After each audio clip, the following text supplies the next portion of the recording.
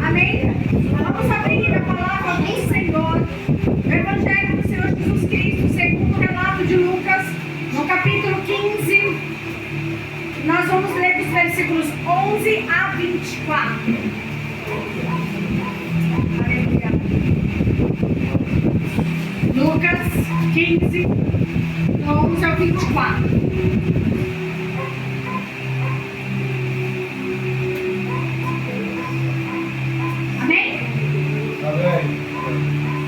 E continuou. Certo homem tinha 2 filhos. O mais moço deles disse ao pai: Pai, dá-me a parte dos bens que me cabe. Ele repartiu os haveres. Passados não muitos dias, o filho mais moço, ajuntando tudo o que era seu, partiu para uma terra distante e lá dissipou todos os seus bens, vivendo dissolutamente. Depois de ter consumido tudo, sobreveio àquele país uma grande fome, e ele começou a passar necessidade. Então ele foi e se agregou a um dos cidadãos daquela terra, e este o mandou para os seus campos a guardar porcos. Ali desejava ele fartar-se das alfarrobas que os porcos comiam, mas ninguém lhe dava nada. Então, caindo em si, disse: Quantos trabalhadores de meu pai têm pão com fartura e eu aqui morro de fome? Levantar-me-ei e irei ter com meu pai, e lhe direi: Pai, pequei contra o céu e diante de ti. Já não sou digno de ser chamado de teu filho, trata-me como um dos teus trabalhadores. Levantando-se, foi para o seu pai. Vinha ele ainda de longe, quando seu pai o avistou, e compadecido dele, correndo, o abraçou e beijou. E o filho disse: Pai, pequei contra o céu diante de ti, já não sou digno de ser chamado teu filho. O pai, porém, disse aos seus servos: Trazei-lhe depressa a melhor roupa, vestiu, ponde um anel no dedo e sandálias nos pés. Trazei também e matai o novilho cevado, comamos e regozijemo-nos, porque este meu filho estava morto e reviveu, estava perdido e foi achado. E começaram a regozijar-se. E você senta dando glória a Deus. Glória a Deus. Vamos orar sobre essa palavra. Pai Santo, Todo-Poderoso, cheio de graça e misericórdia, louvamos, te exaltamos, te engrandecemos nesta noite. Senhor, poderíamos estar em qualquer outro lugar, mas escolhemos nesta noite estar na tua presença, Pai, porque uma coisa é falar de ti, outra coisa é falar de ti na tua presença, e nós escolhemos a boa parte, e nós cremos que a boa parte não nos será tirada. Senhor, a tua palavra permanece eterna, e ela é revelada nesta noite sobre esta casa. Senhor Jesus, toma minhas cordas vocais, toma minha vida, toma os meus pensamentos, me leva agora cativa na sala do trono, para que eu possa trazer sobre a tua igreja o que o Senhor tem para falar nesta noite. Senhor Jesus, que o Senhor cresça e eu diminua. Manifesta a tua glória, o teu poder e a tua unção sobre cada um de nós, no nome precioso de Jesus Cristo. Amém, igreja? Amém. Amém. Capítulo 15 é o capítulo que vai abordar 3 parábolas. Entre as 3 parábolas, ele vai começar com a primeira e vai falar da ovelha perdida. O pastor perde as ovelhas e ele deixa as outras no aprisco e ele vai procurar essa uma ovelha que se perdeu. Ainda assim, o Senhor ainda faz conosco ainda hoje, né? Ele vai nos buscar, né? Ele vai nos caçar, né? Uma hora estava na presença dele, mas não está mais. Está agora numa biqueira. Jesus vai lá buscar de volta essa ovelha. Então a primeira parábola vai falar da ovelha perdida.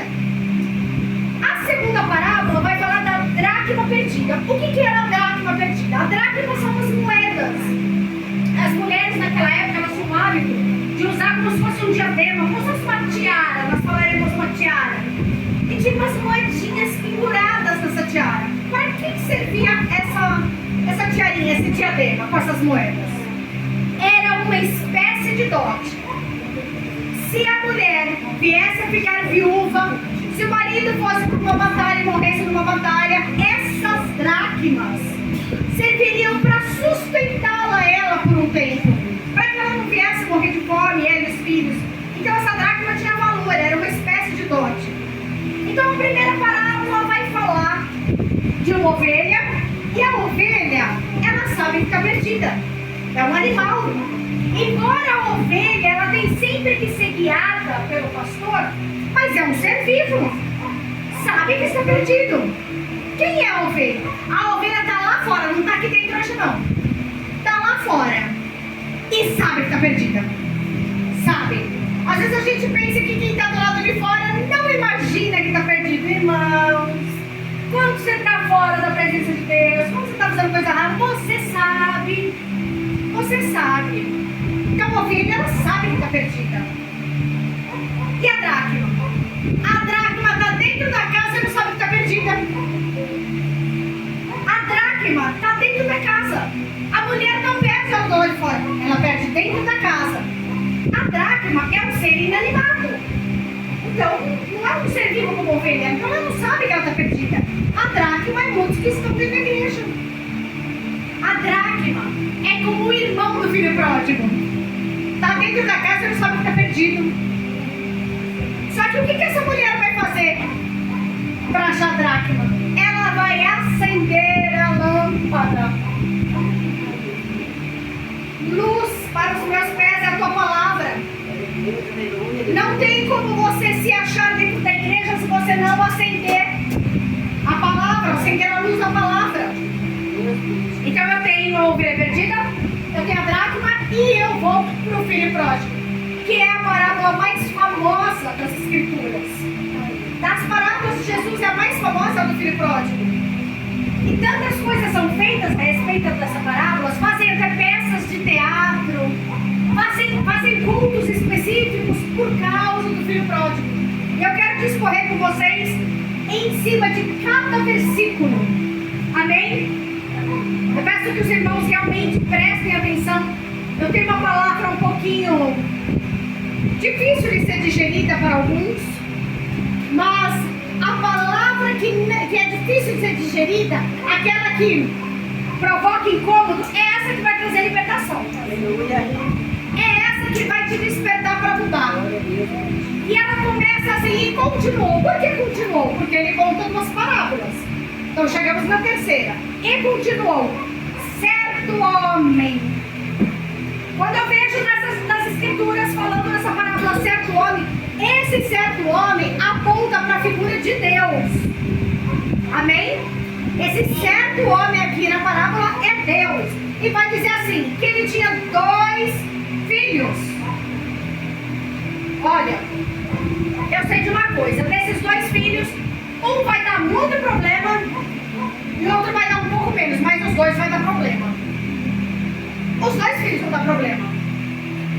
Só que ele diz o seguinte, que eram 2 filhos. Repita comigo. Filhos. O pai, a figura de Deus aqui personificada nesse homem, vai chamar os 2 problemáticos de filhos. Por quê? Porque Deus é aquele que assume a paternidade até dos filhos que dão problema. Até aquele filho que dá problema, Deus assume a paternidade. Até aquele filho, o pastor leu aqui o Salmo 3. E o Salmo 3, um dos versículos, dizia assim: todos olham para mim e não vê salvação em mim. E Deus assume a paternidade nesse que as pessoas olham e falam: não tem salvação. Deus assume a paternidade desses. E nós não queremos assumir a paternidade de uma filha que resolveu virar piriguete. A gente não quer assumir a paternidade da filha mais. A gente não quer assumir a paternidade. A gente fica com vergonha porque tem um pai alcoólatra. Nós não queremos. Olha, aquele menino lá que é meio esquisito, é teu sobrinho. Ah, então, mais ou menos. Veja, Deus não se envergonha de assumir a paternidade de filhos que dão problemas. Mas nós não queremos assumir a parentela que nos envergonha. Será que nós não damos vergonha do pai também? Só que nós somos tão rápidos para falar dos outros, né? Nós somos ligeiros para falar. Mas esse pai, ele está assumindo a responsabilidade dos filhos. E o filho mais moço vai falar assim: dá-me. Irmãos, quando nós estamos na presença do Senhor, e a primeira coisa que passa na nossa mente, quando nós entramos num culto, quando a gente vai orar, é falar: dá-me. Nós já estamos a um pezinho de nos tornarmos pródigos. Porque o Senhor, Ele está esperando verdadeiros adoradores, não aqueles que entram na casa só para falar: me dá, me dá, me dá. Provérbios vai falar da sanguessuga e a sua irmã: me dá, me dá, me dá. Não é isso que o Senhor está esperando de nós. Ele está esperando adoração, não um me dá. Porque, irmãos, não é me dar um ministério, é faz-me o teu ministro. Não é me dar músicas, canções. Senhor, faz-me adorador. Então, nós não podemos comparecer diante do Senhor só com dá-me, exigindo as coisas do Senhor. E esse rapaz, ele vai exigir. Ele vai falar: dá-me. E olha só o que diz o versículo 13. Passado não muitos dias, o filho mais moço, ajuntando tudo que era seu, partiu para uma terra distante e lá dissipou todos os bens, vivendo dissolutamente. O dissolutamente aqui é vivendo na prostituição, ok? Essa palavra dissolutamente fala exatamente disso. Só que vai dizer assim que passados não muitos dias, presta atenção, o pai reparte com os dois. Irmãos, foi os dois que recebeu a herança, tá? Não foi só o pródigo. O irmão dele também recebeu. O pai dividiu com os dois. Não foi com um só. Passado não muitos dias. O que é passado não muitos dias? Está dentro da casa ainda. Já recebeu a herança, mas ele não despreza o pai. Mas ele está dentro da casa porque, olha, eu vou lá. Porque está calor, mas eles vão ligar o ventilador. Despreza o pai, mas tem o ventilador ligado, tá ok. Não é, pastor? Eu vou lá, eu não ligo pro pai não, mas olha, tem uma água fresquinha, geladinha ali. Tá dentro da casa do pai, mas despreza o pai. Tá dentro da casa do pai porque tem uma cama para dormir, tem um Wi-Fi de graça, mas despreza o pai. Não dá mais a mínima pro que o pai faz, pro que o pai fala, despreza o pai. Mas ele fica um tempo ali ainda, porque ele está usufruindo. Quantos não estão assim? Dentro da casa do pai. E eu vou trazer mais: a casa do pai como igreja e a casa do pai como físico. A casa dos pais. Entendem? Estão me entendendo? Dentro da igreja despreza o pai celestial. Em casa despreza os pais físicos. Mas está lá ainda. Está lá. Não dá mínima, mas está lá. E aí ele vai juntar tudo que ele tem. Irmãos, o que será que ele tinha? Eu imagino que ele só tinha tralha. Mas ele vai juntar tudo. E ele vai para uma terra distante. Irmãos, Satanás não quer levar você ali na esquina. Ele não quer levar você, olha, é aqui do ladinho, eu já volto, não. Ele quer te levar para uma terra distante. Ele quer te levar para longe. Quanto mais longe você estiver do Senhor, é lá que Ele quer te levar. Não é para ali do lado. E Satanás vai levar esse moço para uma terra distante.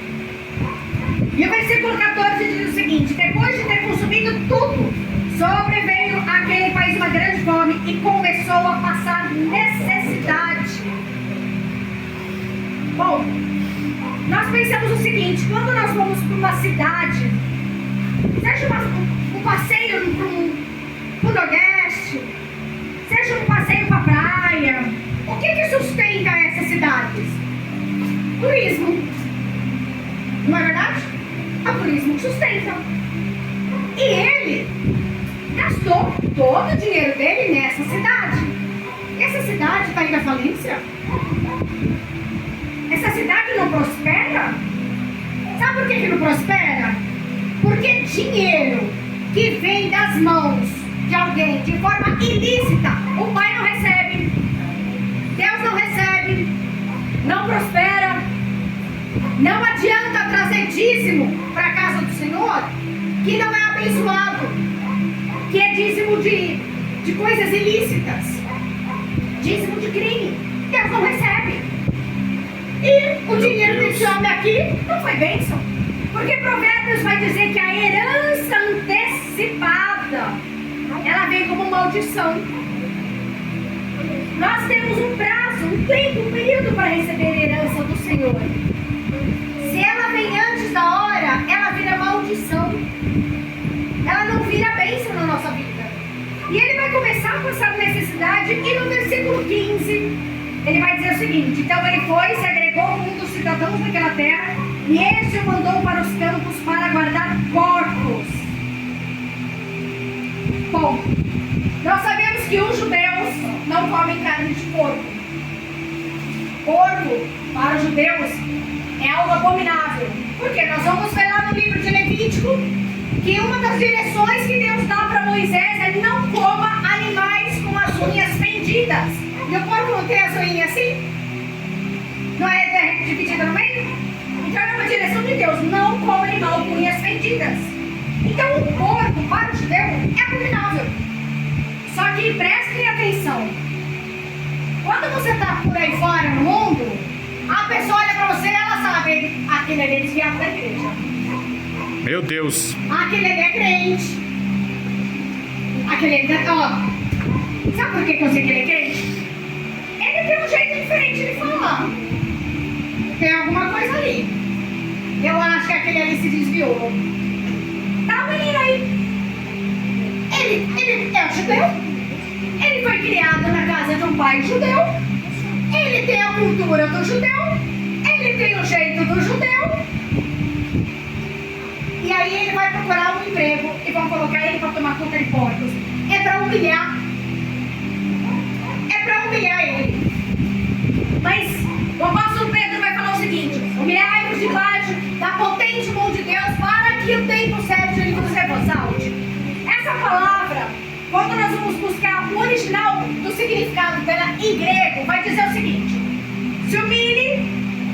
Imagina que o microfone é você, ok? Se humilhe debaixo das mãos de Deus. O que essa palavra quer dizer no original? Para que no tempo certo Deus te vire. Deus tira você de baixo e te coloca em cima. Mas primeiro você se humilha diante dele. E esse rapaz está sendo humilhado com o emprego de apacentar porcos. Irmãos, quando você está humilhado na presença de Deus, ninguém mais te humilha. Não faz mais diferença. Se você vem para a casa do Senhor e uma pessoa não olha na sua cara, não te cumprimenta, você, Deus já me humilhou, eu não vou me importar com isso. Eu já estou humilhado. Eu já estou humilhado em Deus. Quando você se humilha em Deus, você não se importa mais com quem quer te humilhar. Você já se humilhou no lugar certo. E ele está sendo humilhado no emprego. Satanás quer fazer os líderes da casa do Senhor não apacentar mais ovelhas, mas apacentar porcos. Quer fazer com que os pastores apacentem porcos. Pastor, Deus não chamou você para apacentar porcos. Deus tem ovelhas para vocês. Deus tem ovelhas para apacentar. Deus não tem porcos para você apacentar. É ovelha. Meu Deus. E agora esse rapaz que vai trabalhar com os porcos, e prestem bem atenção nisso, porque isso é muito forte. Ali desejava ele fartar-se das alfarrobas que os porcos comiam, mas ninguém lhe dava nada.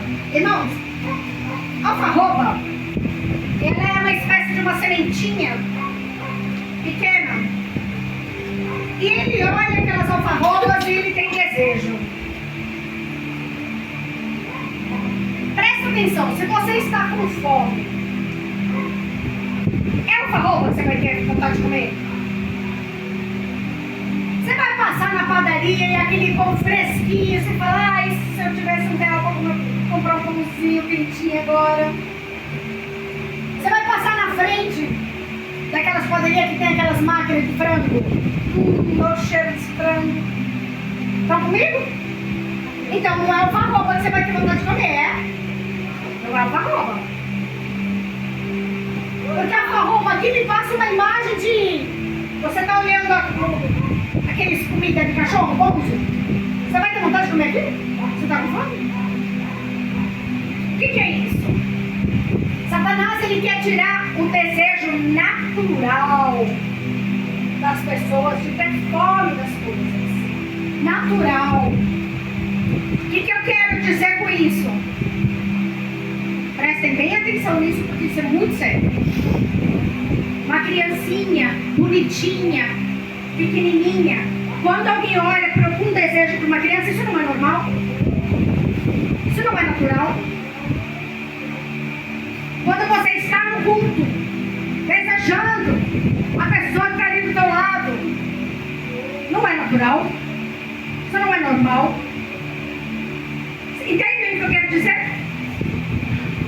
Você querer morar numa casa com 2, 3 esposas de uma vez, isso não é normal?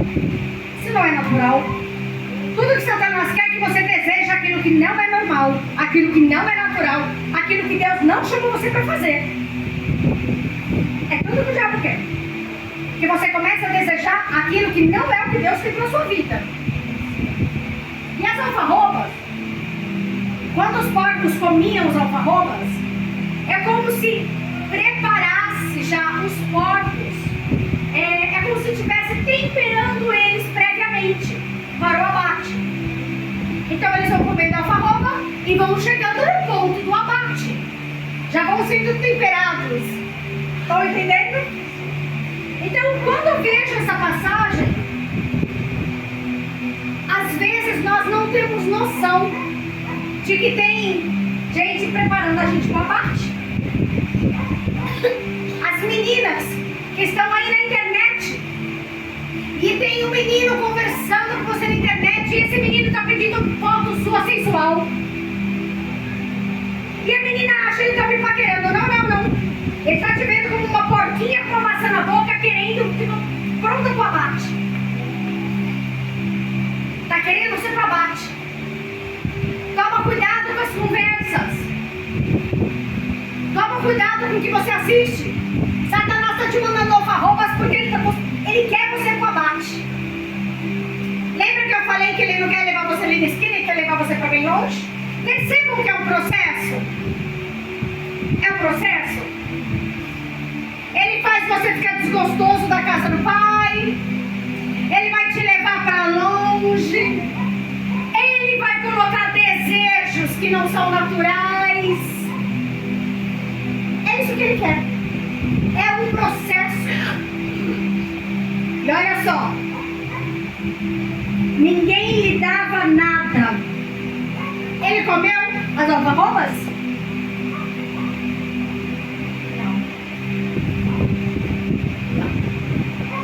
Graça e misericórdia do Deus Altíssimo, porque poderia ser pior. Porque nós poderíamos estar lá fora comendo alfarrobas. E Ele não permitiu que nós comêssemos. Graça e misericórdia de Deus. Eu posso te ouvir louvando ao Deus do céu pela graça e pela misericórdia dele hoje?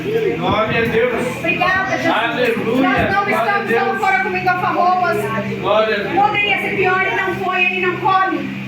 E olha só o que diz o versículo 17. Então, caindo em si. Tem tombo melhor? Eu quero profetizar um tombo santo na tua vida. Um tombo de cair em si. Um tombo onde você veja, Senhor, o que estiver errado, corrige. Se eu sair da rota, corrige, Senhor. Cair em si é a melhor coisa que pode acontecer na tua vida. Acordar, porque o Senhor tem a melhor coisa que pode cair na sua vida. A Bíblia vai falar que ele cai em si. E olha só, levantando-se, foi para o seu pai, versículo 20. Ele o via de longe, quando seu pai o avistou, compadecido dele, correndo, abraçou e o beijou. ele se levantou e foi para o seu pai. Irmãos, tem coisa que é você que faz, tem coisa que é Deus que faz. Ele se levanta. Ah, mas Deus pode fazer, pode me ajudar? Pode, mas você vai ter que levantar primeiro. Você vai ter que levantar. Veja, nós não vamos ver em lugar nenhum das Escrituras uma figura de Deus correndo. E Deus está correndo aqui. Ele vê o filho e ele sai correndo. Olha meu filho. Por quê? Eu falei no começo, ele assume a paternidade até de quem dá problema, porque ele é pai. Eu sou padrasto, ele é pai. Ele sempre vai estar esperando. E ele sai correndo para receber o filho. Ele sai correndo. E olha só o que o filho diz. Ele fala que ele vai comparecer diante do pai e vai falar: pequei contra os céus e diante de ti. O pai não deixa nem ele falar o discurso. O pai não deixa ele falar o discurso. Ele não precisa nem falar o discurso. O pai simplesmente abraça ele e beija.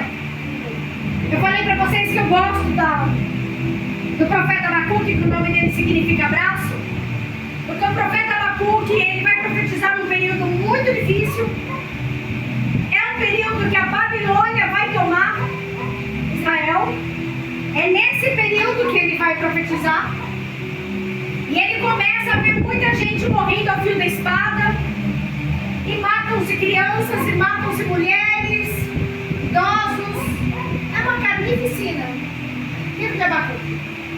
E Abacuque, que é um profeta, só que ele é mais um intercessor do que um profeta. Ele vai falar: Deus, o senhor não está vendo o que está acontecendo, não? Os seus olhos são santos, o senhor não pode contemplar, os seus olhos não podem contemplar o mal. Ele vai falar isso para Deus. Sabe o que Deus responde para Abacuque? Abacuque, sou eu que estou enviando. Sabe o que o senhor fala para nós essa noite? Sabe a pandemia? Eu enviei. Sabe essa temperatura? Eu enviei. Sabe as guerras? Eu enviei. Pra quê?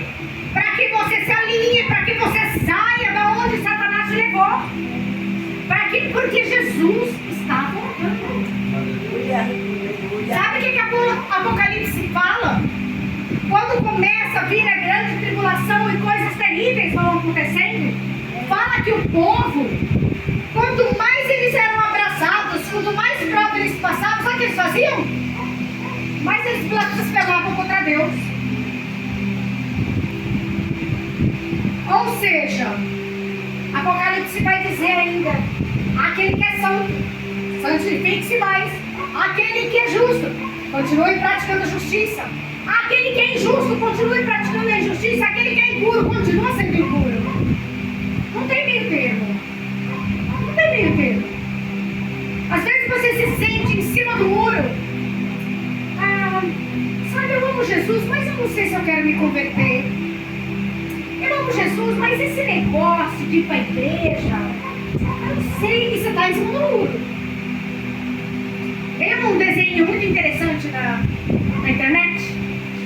É um desenho de um muro, tem um rapazinho sentado em cima do muro. De um lado tem um anjinho e do outro lado tem o diabo.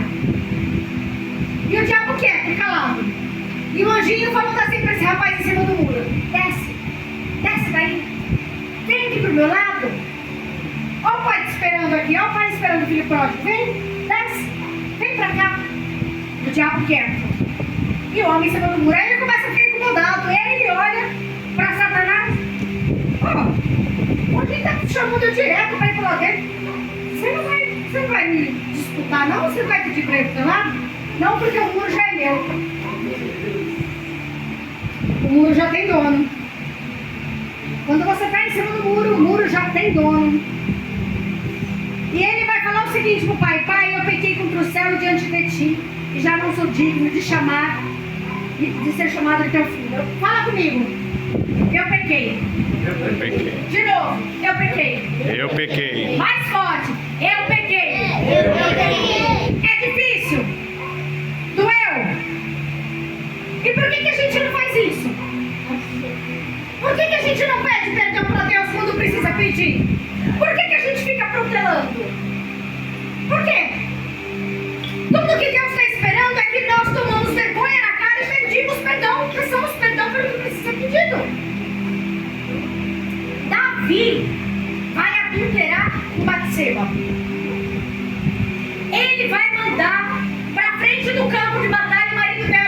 Urias. Todos já imaginaram como deve ter sido no céu o encontro dos dois, né? De Urias e Davi. E sabe quanto tempo se passa até que ele vai pedir perdão? 1 ano.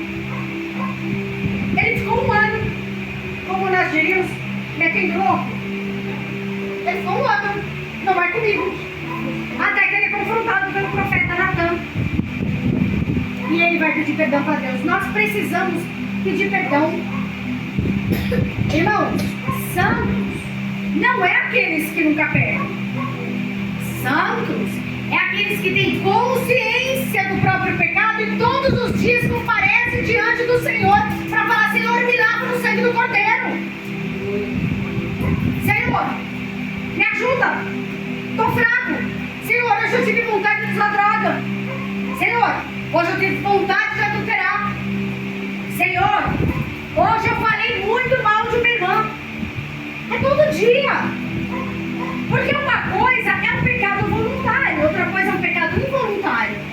O pecado voluntário é aquele que você sabe que está errado e você continua. E a palavra vai falar o seguinte: não ora por esses não. Esses que estão no pecado voluntário, que quer continuar assim, não ora por eles não.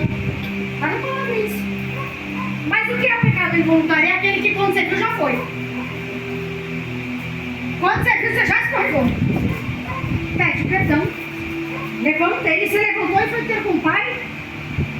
E o pai vai falar o seguinte: traz-me a melhor roupa, vestiu, ponde um anel no dedo e sandálias nos pés. Traze a melhor roupa. Como roupa é algo sério para o crente. Você é crente, usa roupa de crente.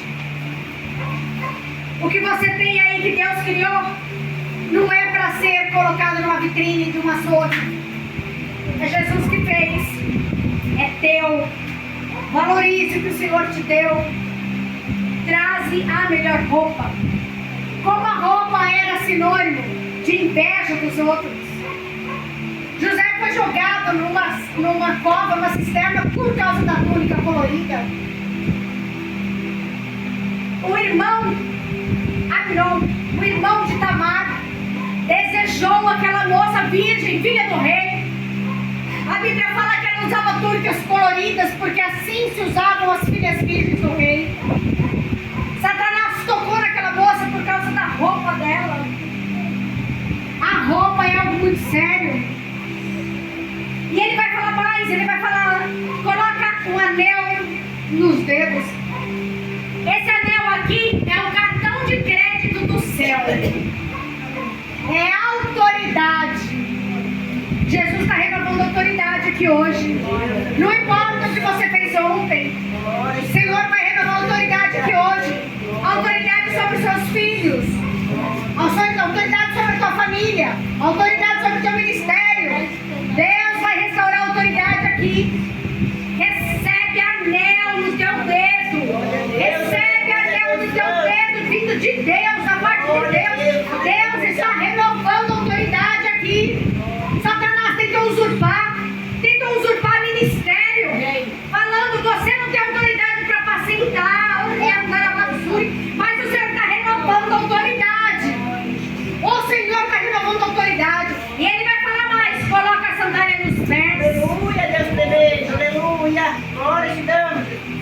Veja bem, a sandália nos pés, porque o escravo, ele não podia usar sandálias. Quando Moisés vai ter aquele encontro ali com a sarça ardente, a primeira coisa que o Senhor fala para ele é: tira as sandálias dos teus pés, porque a terra que está pisando é santa. E aqui, o pai, que é a figura de Deus, vai dar sandálias. Sabe por quê? A sandália é para falar: você é filho, você não é mais escravo não, você é meu filho. Aleluia. Você não é mais escravo, você é meu filho. Eu te abraço como meu filho. Você é especial para mim. Você é o único para mim. O diabo quer lançar na tua mente que você não presta. O diabo quer falar para você se suicidar.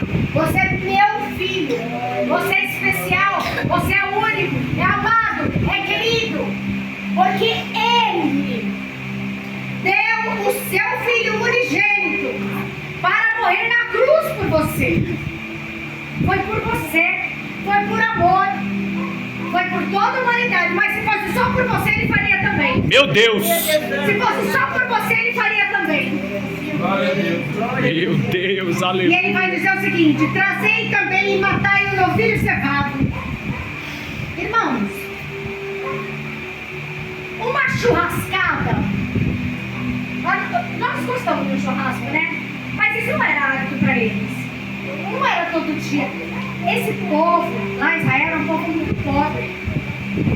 Não era todo dia que eles tinham acesso à carne. E o pai vai mandar fazer um porco no rolete para receber o filho. Um porco no rolete não, tipo, um boi no rolete. Um boi no rolete para receber o filho. Vai fazer um churrasco com o filho. É tempo de festa, é dia de festa, é dia de alegria. Porque esse filho que saiu da casa do pai, porque se enfadou, irmãos, esse pai aqui é um fazendeiro. Eu quero te dizer uma coisa, antes de você pensar em sair porque está cansado, tem muita coisa para fazer na fazenda. Essa fazenda tem muita coisa. Essa fazenda tem palavra que nós nem pregamos ainda, não é? Glória a Deus por isso. Essa fazenda tem louvores que nós não cantamos ainda. Essa fazenda tem pessoas que nós não aconselhamos ainda. Essa fazenda tem muita coisa para fazer. Tem muita coisa. Você não precisa sair dessa fazenda, não. E o pai está fazendo um churrascão para receber o filho. E ele vai dizer o seguinte: porque este filho estava morto e reviveu, estava perdido e foi achado. E começaram a regozijar-se. Eu não vou abordar o irmão do filho pródigo, porque para o nosso primeiro dia de campanha, hoje, não me importa essa parte. Eu acredito que o Senhor vai trazer outras pessoas para ministrar a segunda parte, para falar do irmão do filho pródigo. Mas é no filho pródigo que eu trouxe hoje essa reflexão, para nós nos concentrarmos. Então, vamos resumir? Temos muita coisa nessa fazenda ainda para fazer, amém? Glória a Deus. Temos muita coisa nessa fazenda ainda para fazer. Glória a Deus. Ah, mas eu me cansei e saí. Ok, então se você se cansou, saiu, vamos prestar atenção aqui. Abre o olho. Satanás quer te levar para muito distante. Ele quer te humilhar. Se humilhe primeiro na presença do Deus Altíssimo. Quando você se humilha na presença de Deus, ninguém te humilha. Cuidado com o que os porcos estão comendo. Cuidado com os teus desejos, que não são naturais. Cuidado com os desejos não naturais. Porque, irmãos, eu vou falar uma coisa. Todo mundo tem pecado. Todo mundo. Todo mundo tem pecado. Eu tenho, meu marido tem, pastor tem, a pastora tem, todo mundo tem. Mas o que nós fazemos? A gente resiste. Não é fácil para ninguém. Não me vem com essa história de pra mim é muito difícil. Toma vergonha na cara. É difícil para todo mundo, não é fácil para ninguém. Vocês não viram aquela história de uma pessoa que ela foi alcoólatra? Quando Jesus liberta ela, nem bombom de licor ela pode comer mais. É um gatilho. Se a pessoa foi alcoólatra, eu não posso nem dar um bombom de licor para ela, porque isso vai ser um gatilho para ela. Para que meu marido prova disso? Porque ele trabalha com casa de recuperação. Não é verdade? Quais são os seus gatilhos? Se a pessoa tem problema com pornografia, coloca bloqueadores na internet. Tem bloqueadores de aplicativo. Coloca bloqueadores na internet. Irmãos, nós sabemos qual é a nossa fraqueza. Resiste. Suporta. Aguenta. Se humilha debaixo da mão do Senhor. Deus te dá graça para superar. Começou a pensar bobagem? Coloca louvor e vai louvar. Irmãos, isso é tão poderoso. Tão poderoso. Eu lembro quando eu estava me convertendo. E vinha pensamentos lascivos na minha mente. E eu comecei a colocar louvor. Eu não apenas colocava, mas eu começava a cantar. Irmãos, Não, veja bem, prestem atenção no que eu vou falar. É com um louvor que isso acontece. Com qualquer outra música secular, isso não dá certo. É extraordinário o que Deus faz através do louvor. Tem desejo que não é natural? Põe louvor. Tá pensando bobagem? Põe louvor. E eu vou deixar, vou finalizar só com uma meditação muito rápida para vocês. Porque antes da irmã Inácia falar para mim que a campanha era sobre abraço, filho pródigo, eu já tinha uma palavra pronta para trazer. Eu ia falar sobre Sansão com vocês. Então vou falar só um negocinho para vocês, porque vai pegar um gancho do que eu ministrei, amém? Glória a Deus. Sansão vai descer a Tímina, e quando ele desce na vinha dos filisteus, a Bíblia fala que sai um leão novo do meio da vinha dos filisteus. E os pais dele estão com ele. E ele vai e mata esse leão. A Bíblia fala que ele rasga o leão no meio como quem rasga um cabrito. É a primeira vez nas Escrituras que diz que o Espírito de Deus se apodera de Sansão. E ele mata o leão. E o pai e a mãe não vê. Provavelmente ele estava mais para trás, os pais estavam na frente, andando mais para frente, eles não vê. Passado alguns dias, provavelmente um ano, ele volta pelo mesmo caminho. E o que ele encontra lá? A carcaça do leão. E a Bíblia fala o seguinte, olhem isso, que ele começa a olhar para a carcaça do leão. Ele sabe que foi o leão que ele matou. Porque ele sabe onde ele matou, ele sabe onde foi, ele sabe tudo foi, ele sabe que aquela carcaça foi ele, o leão que ele matou. E que foi Deus que deu força para ele matar. A Bíblia fala que ele começa a observar o leão morto. Depois que ele observa, aí ele vê que tem um favo de mel lá dentro da carcaça. Aí ele põe a mão e pega. Me lembra o filho pródigo. Aquilo que Deus já te deu coragem para vencer, não volta mais atrás. Não volta atrás daquilo que você superou. Para de ficar caçando um ex-namorado no Facebook para ver como é que ele está hoje em dia. Para de ficar caçando situação na internet para ver, ai, deixa eu ver se eu ainda sinto alguma coisa. Deixa eu ver se eu ainda gosto. Você já venceu. Está morto. E olha só, ele olha e depois ele põe a mão. Se você ficou parado, pensando, observando muito, daqui a pouco você põe a mão também. Meu Tudo Deus. que o diabo quer é fazer você tirar mel de dentro de coisa morta. Ele vai falar que tem mel dentro de coisa morta. A palavra mel, aí, eu fui pesquisar ela no hebraico. Ela significa debaixo. Sabe qual que é a tradução? Grudento. O pecado é grudento. Para o filho pródigo poderia ser pior. Para Sansão foi pior. Nós sabemos a história de Sansão. Para Sansão foi pior. Ele põe a mão, ele pega o mel, ele come o mel. E sabe o que ele faz? Ele leva para o pai e para a mãe comer. E o pai e a mãe não sabem de onde vem o mel. Cuidado com o que você está comendo. Porque tem lugar que tem cara de igreja. Tem pastor que tem cara de pastor. Tem palavra no altar que tem cara de palavra de Deus. Mas não é igreja, não é pastor e não é palavra de Deus. Cuidado com o mel envenenado que tem por aí. Porque os pais de Sansão não sabiam o que estavam comendo. Ninguém avisou. Tomem muito cuidado. Cuidado com o que você está observando. Não vai colocar a mão em carcaça, não. Deus já te tirou de lá. Deus já te tirou de lá. A Bíblia vai falar em Provérbios que o cachorro não volta ao vômito. Cachorro não volta ao vômito. Olha para frente. O rei está te esperando para te dar vestes novas, vestes de justiça, vestes de santidade. Está te esperando para colocar anel no teu dedo, anel de autoridade.